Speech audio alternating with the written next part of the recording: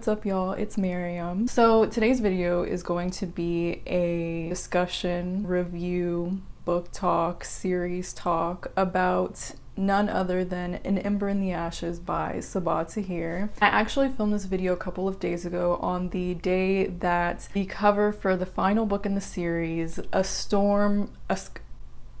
The Sky Before the Storm. Wait, hold on. I will let the cover speak for itself. Look at the material.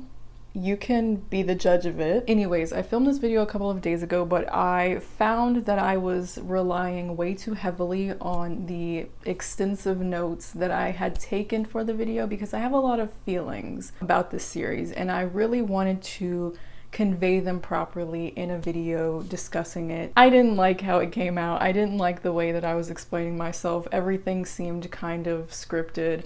So I'm gonna try to just kind of go off the top of my head because I feel like I always somehow get there in the end just from my own brain. So we're gonna try that out and see what happens. Also, I'm wearing a turtleneck. I feel like I'm giving a presentation, which I kind of am because I think that this series is very, very underrated in the book community and I am here to try to convince you to read it if you have not already. So welcome to my TED Talk. So in this video, I'm just going to let it all out, discuss what I really, really loved about the series, talk about some things that I don't love as much, but how they don't hinder the series as a whole for me either way. This video will mostly be non-spoilers, but I will have a little section at the end where I will give some spoilery thoughts. I will warn you when that is because I want as many people to watch this as possible. So if you don't know what the An Ember in the Ashes series by Sabaa Tahir is, it is a fantasy series that is set in the world where the Marshall Empire is basically colonizing lands that are not originally their own. Sounds familiar, I know. The Marshall Empire in this story is heavily based on the Roman Empire. Even though this is a fantasy world,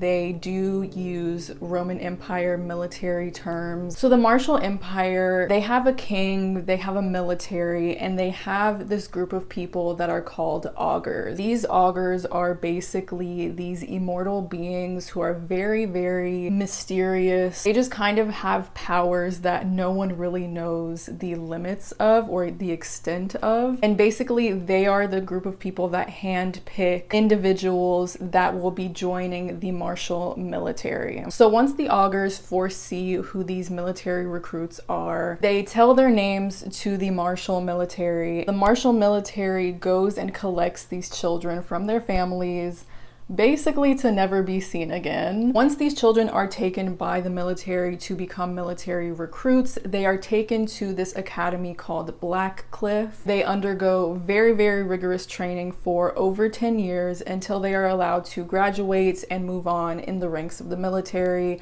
and move on with their lives in general. After they graduate, they are called masks because they wear these magical masks on their face. They're silver, and they wear them over the course of a couple years in order for them to sink into their skin. And it's basically so the military and the empire is seen as like a united force that is just completely terrifying and oppressive. The military academy Blackcliff is actually where we spend the entirety of the first novel at because we are following three main characters in this story: Elias Viturius, Helene Aquila, and Laia of Sarah.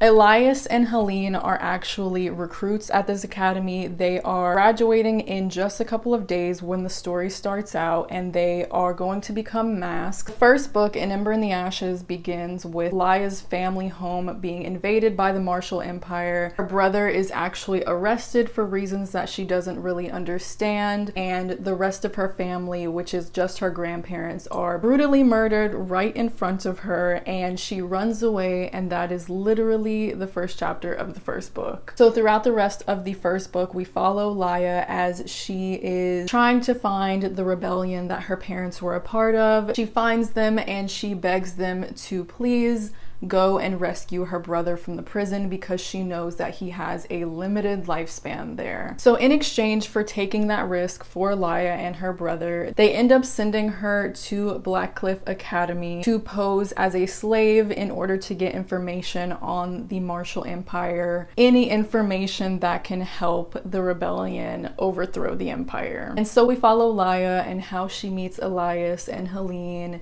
and that's all I'm gonna say. Shit absolutely hits the fan, and it is insane, but it is amazing. So actually one of the first things that I want to talk about with this series as a whole is the fact that, weirdly enough, this series is classified as YA or teen fantasy. Now this series first came out in 2015, so I guess it makes sense in a way because classifications between YA and new adult and adult have definitely changed over time because we are ever asking the publishing industry to fix it. But just to come right out with it, I would not personally classify this entire book series as YA or teen at all whatsoever. This series deals with very, very heavy themes of genocide. That is literally the core topic that is being explored in this series.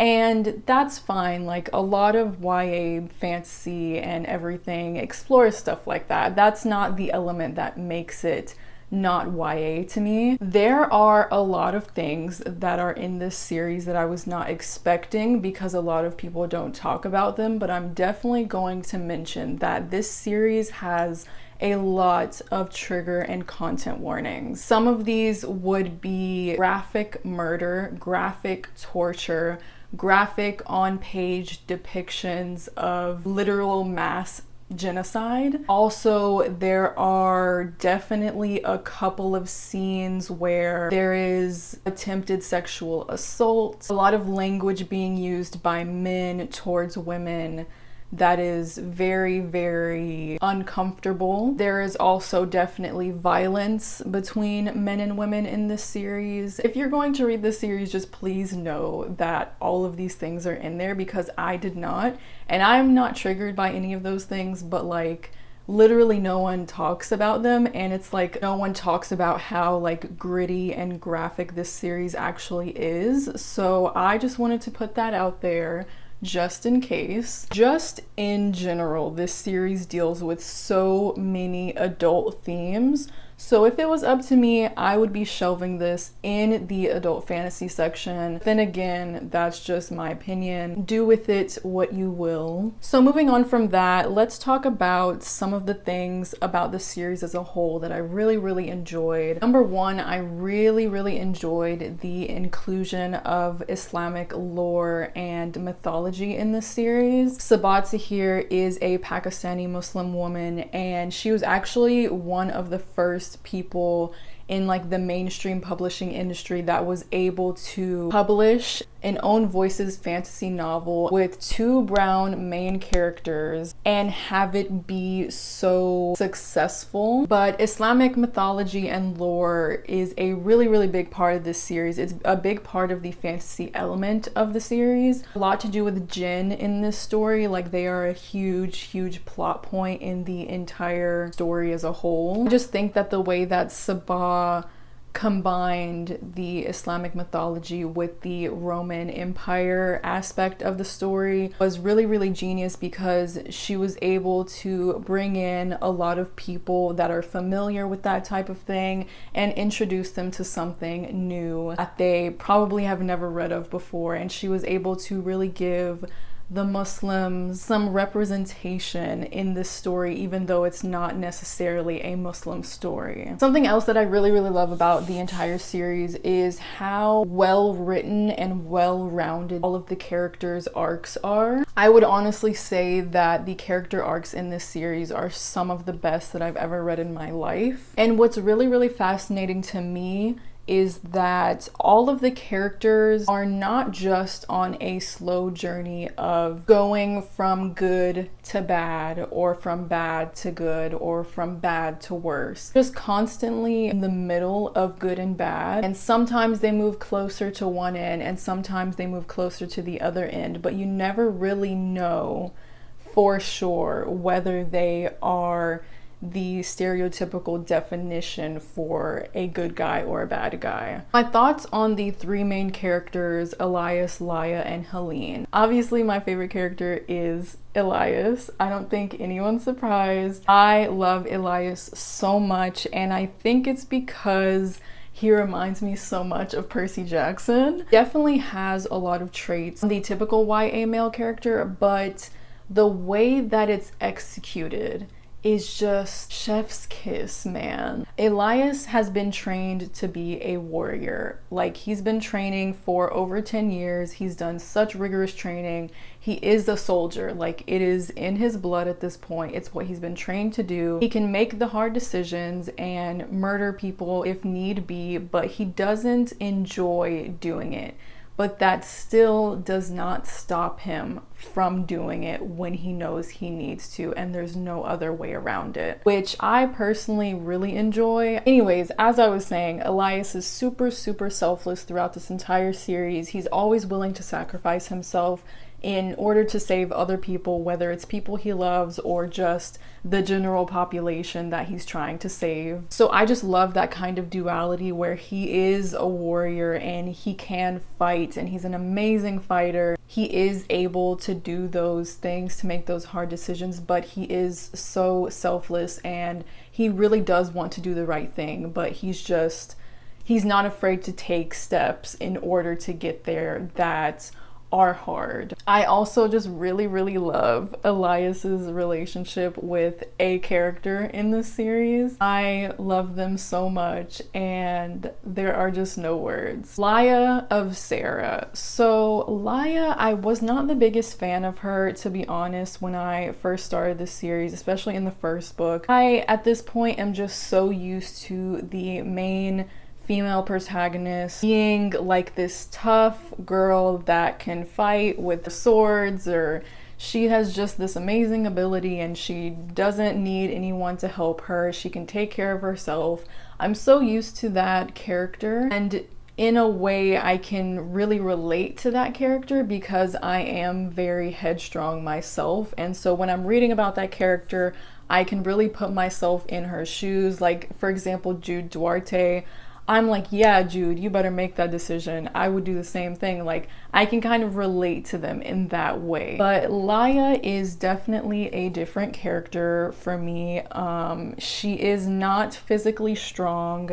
She is not a fighter, at least in the beginning of the story. She is just a regular girl, and she is just kind of discovering along the way things that she has to do and decisions that she has to make in order to get her brother out of prison. So in that aspect, I was kind of just like, okay, I'm kind of getting annoyed being in this girl's head. Like, she doesn't really know what she's doing.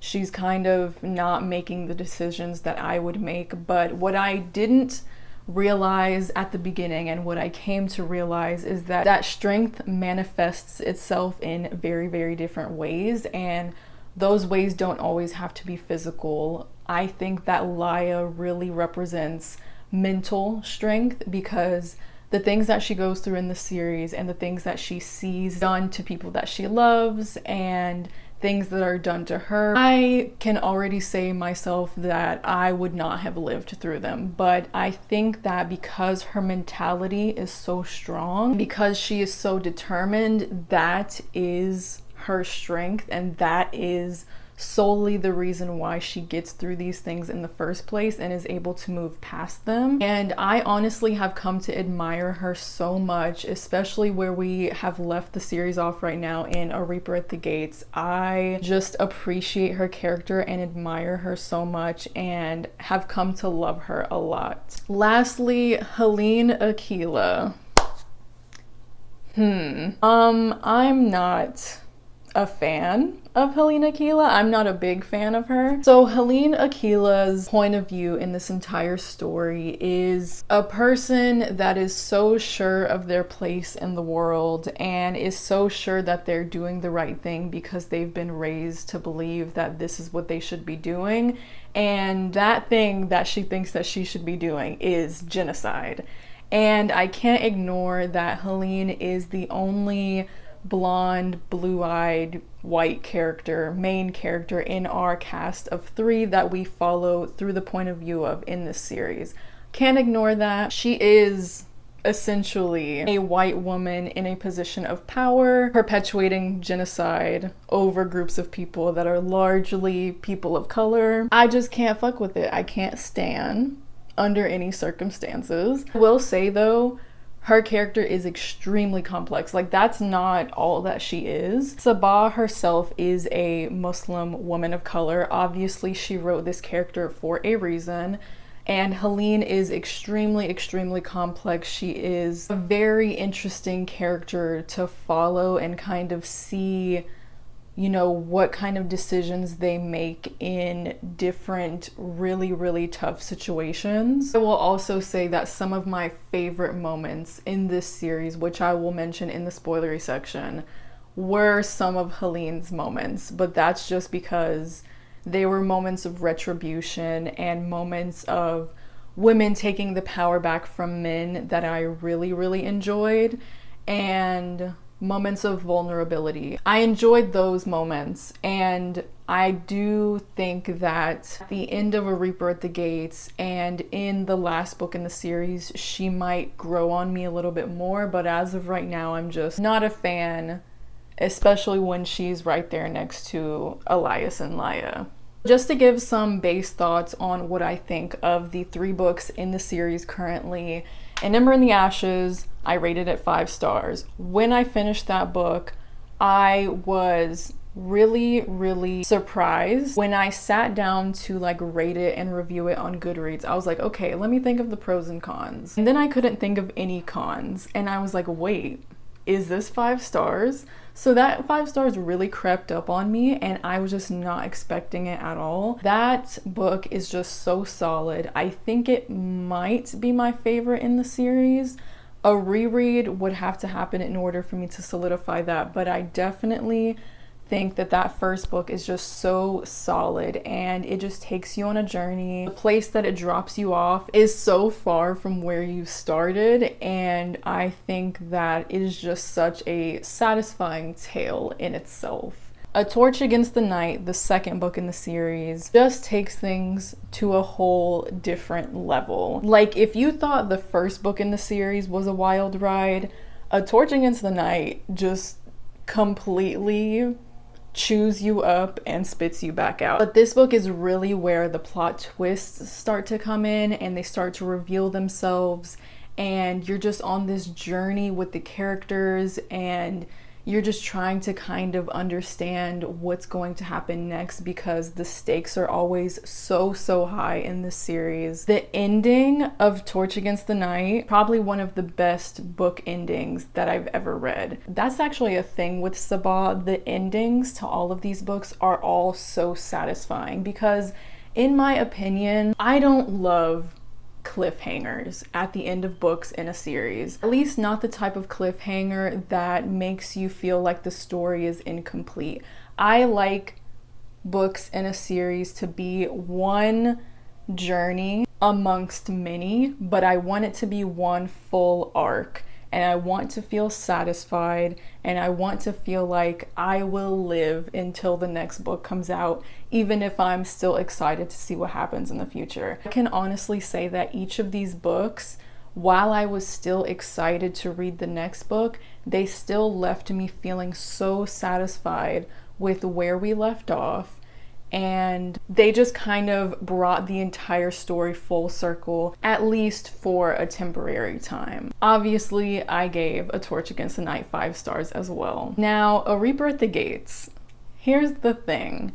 I marathoned this series as I do with all of the series that I read, just because I view series as one full story and I like to consume them that way, which is why I kind of struggle with the series that are currently ongoing. I feel like a series should definitely be made to be marathoned or to be binge read, because it is a full story. It is a full story arc. But when I got to A Reaper at the Gates, I definitely started to lose my steam. I found that this book, at least in the first half of it, was starting to follow a formula, and that formula was the characters take one step forward and 10 or 100 steps back. This book was starting to become exhausting.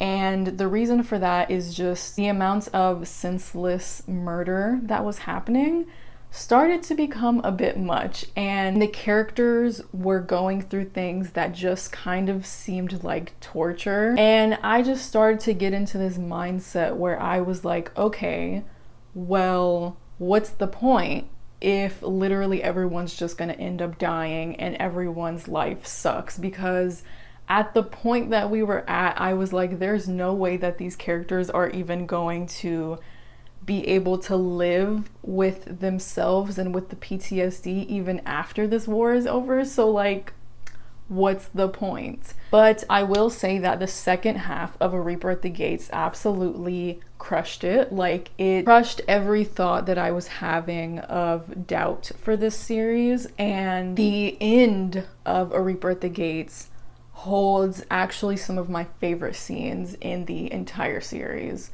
That's all I will say. I gave A Reaper at the Gates 4 stars, but it is still an amazing book, and it does not at all hinder or upset my love for the series. So that is all that I have to say about the series as a whole for my non-spoiler section. If you have not read the series before, please do. I really, really implore you to read it. I definitely think that this is one that we should be supporting more, especially because a lot of the diverse fantasy that we are seeing now is in part attributed to Sabah and this series' publication and its success, because she was one of the first women of color to really succeed in fantasy in the mainstream YA that we know right now. So I really want y'all to give it a chance if you haven't already. It may not be your thing, that's fine, but I definitely just want more people to talk about it, because I find this series just to be as close to perfect as you can get in my eyes. So I'm about to go into spoilers. Thank you for watching. Come back once you have read all 3 books, and yeah. So firstly, I just want to quickly talk about how much I love Elias and Laya. I would die for them. I will die if they do not get their happy ending, which is probably not gonna happen, let's be real. But I really just want them to be together so bad. Their relationship tugs at my heartstrings. I just find their relationship so beautiful. I find the way that they care for each other to be so beautiful. I find the way that Elias values Laya, and just, he never tries to stop her from doing things like these other YA male characters do.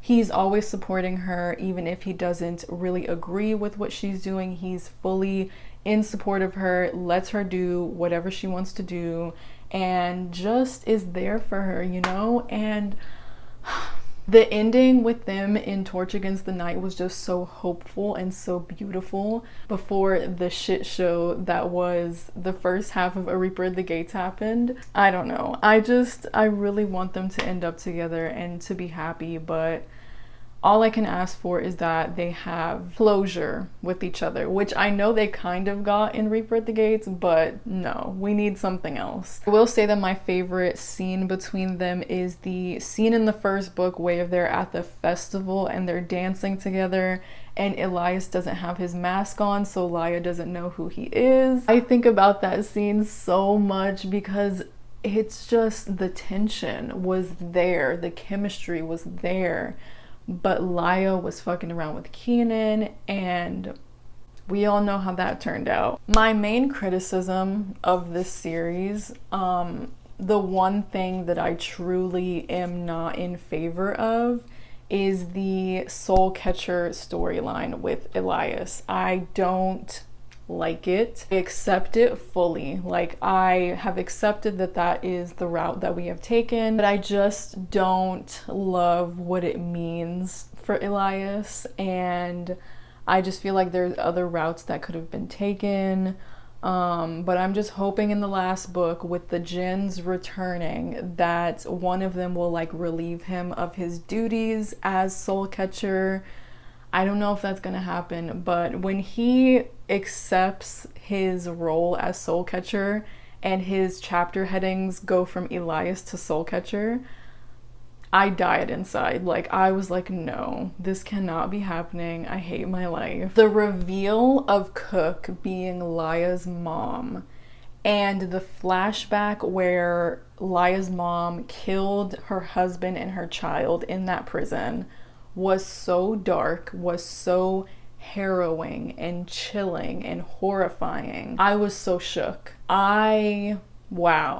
What a moment. That was a plot twist that I was trying to figure out for the entire series, but once it hit, I was like, oh my god, how did I not guess that? Like, what? The scene in A Reaper at the Gates when Helene finally kills Marcus, that was a moment most pleasing to me in my career. I loved how Marcus was almost dead, but he wasn't fully dead when she found him, and she just got to have that moment of eye contact with him and just slowly sink her blade into his heart.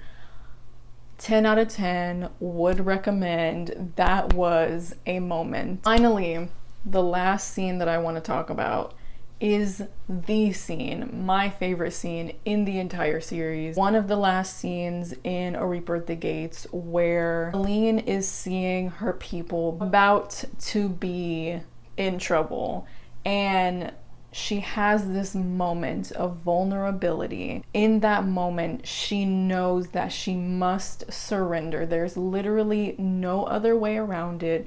And it's surrendering is such a hard thing for her to do because it's never been a thing that she could do. She was literally trained to never surrender. But in that moment, it's literally her only course of action.